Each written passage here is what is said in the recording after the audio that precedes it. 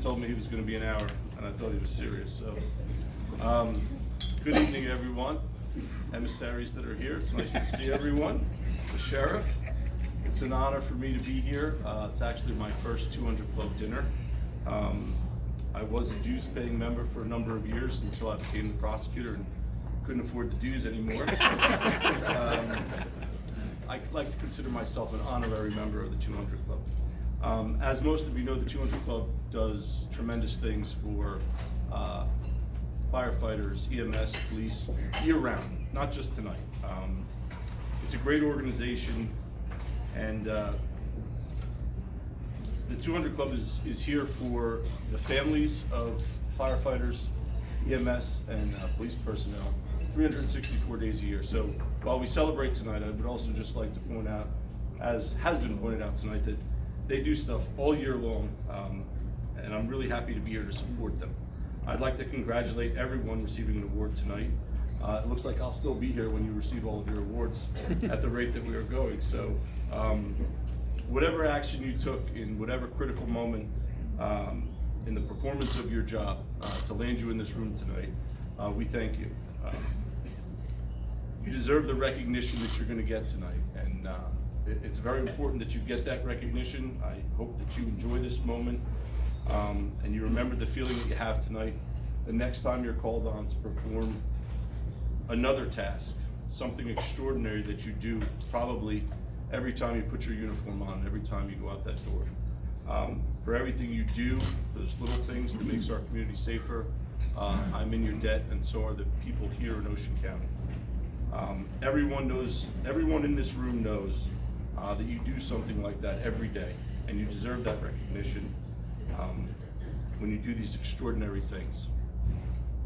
I was asked by my longtime friend Sean McHugh last year to come to the 200 Club dinner and say a few words, and I said of course, and then of course it was canceled by COVID. And then he asked me again this year, could you come say a few words? I said sure. And about a week ago, I called him and I said, what do you want me to talk about? He said, whatever you want, just talk. I said, okay. And then I talked to him a couple days ago. He says, hey, how's that keynote address coming? I said, keynote address? You asked me to say a few words. There's a difference between those two things. So I have to be honest that it is good to see so many familiar faces, to be among friends and colleagues, and even Tommy Boyd. It's always good to see you, sir. I was going to tell you a little bit about myself, but they took the liberty of putting my entire bio from my website in the inside cover, so I think we'll just skip that part. But the point of what I was going to say is that I grew up here. I'm an Ocean County guy. I lived in Silverton, and then I moved to Beechwood, and I graduated from Tonsor High School South. And I went to Ocean County College. My parents had gotten divorced. I didn't want to leave my mother alone, so I stayed. I went to Ocean County. I wasn't really sure what I wanted to do anyway, so I went to Ocean County College. I ended up going to Stockton College. And then I worked at Seaside. That's how I developed my relationship with Chief Boyd and the sheriff. I got to know a lot of you, and I got to build relationships. And the point of my whole saga of my life is that I grew up here, and I'm an Ocean County guy, and I have ties to this community. And it's important to me, and I take a lot of pleasure in the fact that where the Ocean County Prosecutor's office is on Hooper Avenue, I can look out my window and I can see my old high school.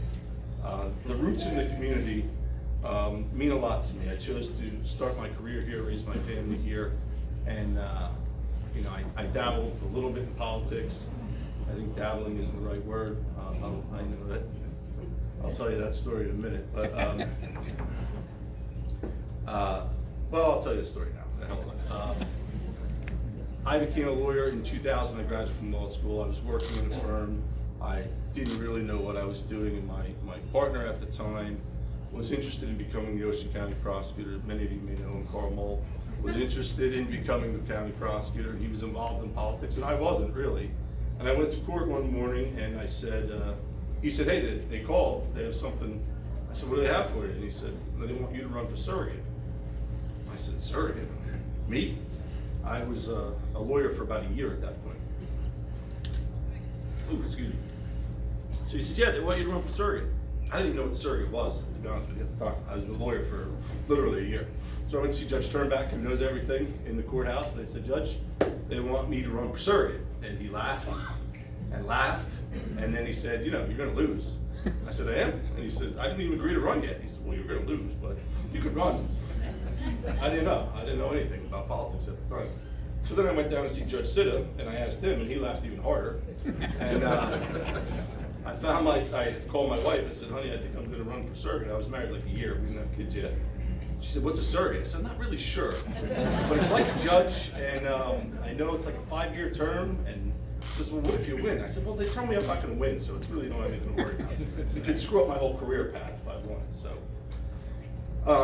Then I found myself at Tommy's restaurant, 5 o'clock that night, telling the Democratic Club how I've always dreamed of being the surrogate, and this is my lifelong dream. All happened in one day. So, as the campaign goes on, my goal was to lose gracefully, and full well knowing that I was not going to win.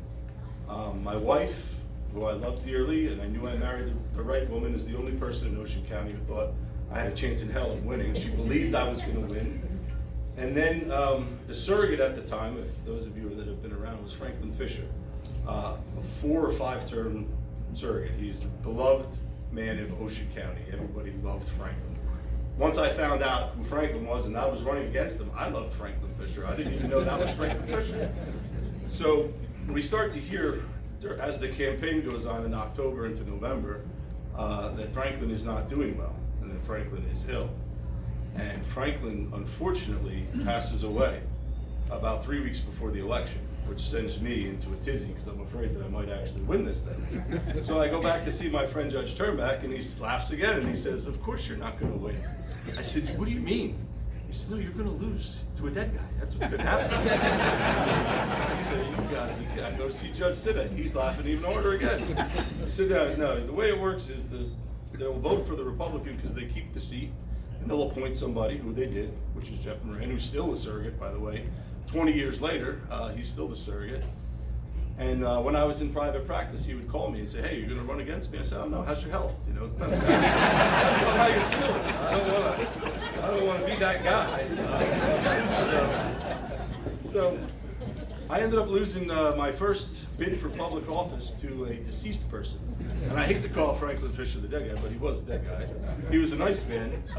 The Atlantic City Press, Mr. Larson, you'll enjoy this. The Atlantic City Press did an exit poll, and they would ask voters, did you vote for Franklin Fisher?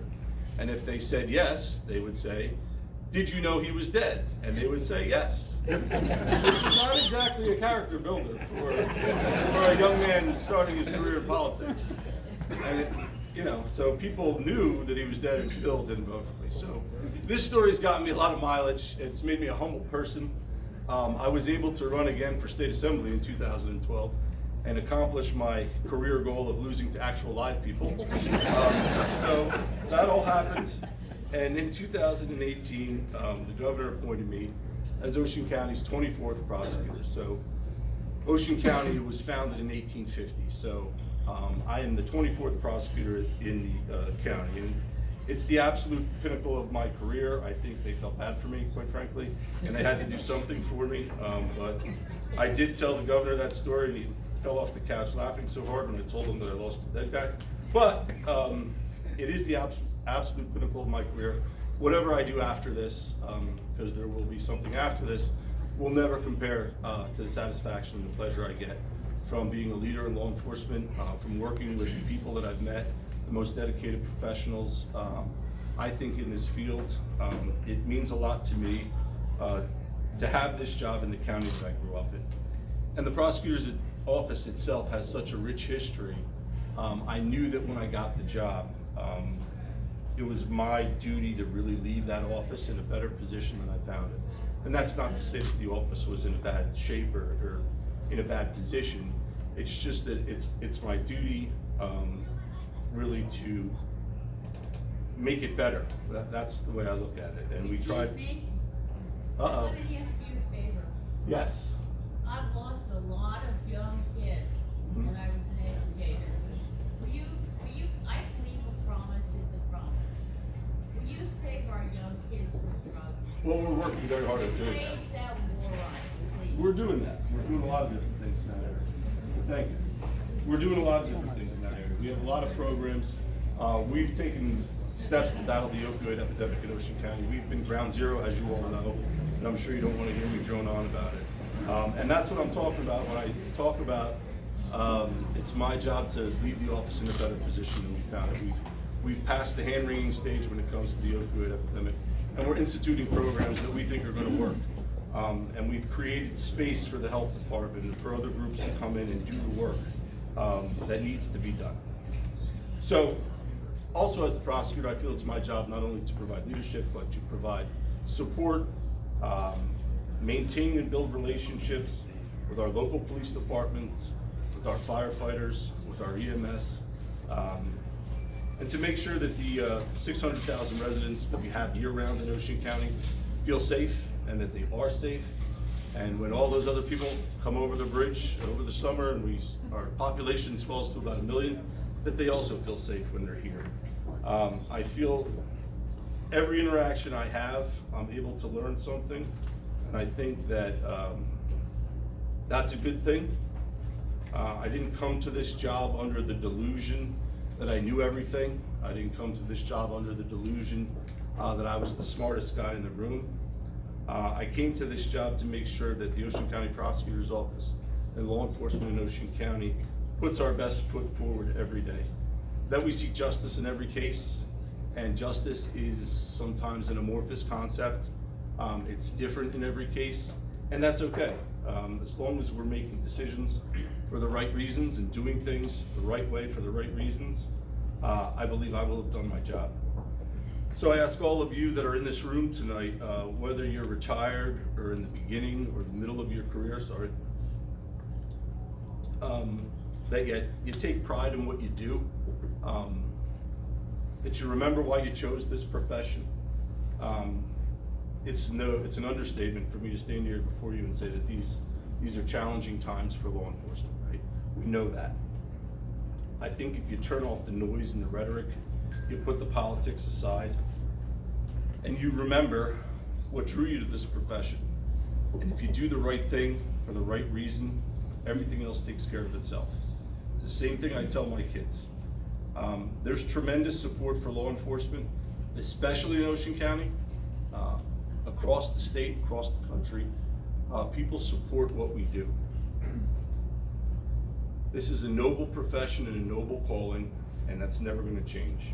If you're retired, because I see a lot of retired people in the room, I ask you to continue to be an ambassador for law enforcement. The light is on us, we know it. I believe we can meet this moment, and I think we can all continue to be the best and bravest our great country has to offer.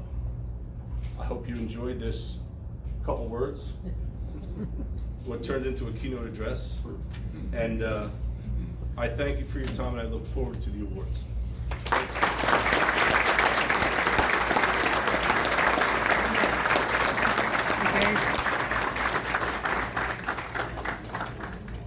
Thank you very much, Brad. I'd like to say something on it. We are blessed to have Brad as our prosecutor. He's pro-police. He does what he says he's going to do. He's got people fighting drugs every day. We are blessed to have him, Joe Mitchell's chief, and have the people that... Thank you very much, Chief Boyd. At this time, I'd like to call a couple of trustees up. Trustee Mark Sarin and Trustee Kevin Gagan. I'd also like to invite Assemblyman John Catalano and our prosecutor, Bradley Billhimer, to join Sean McHugh, our Vice President, in the giving of the awards. And as they come up here, I just want to also recognize some other people that are in this room. When we send invitations out, we always send it out and say, you know, you can bring your significant other, your wife or your spouse. I try not to have both the wife and spouse come at the same time, because that's never a good thing. But we have a lot of significant others in this room, and you guys are going to see the awards that many of you didn't really hear about at home. And that's because of the humanity, the humbleness, the uniqueness that you as individuals are.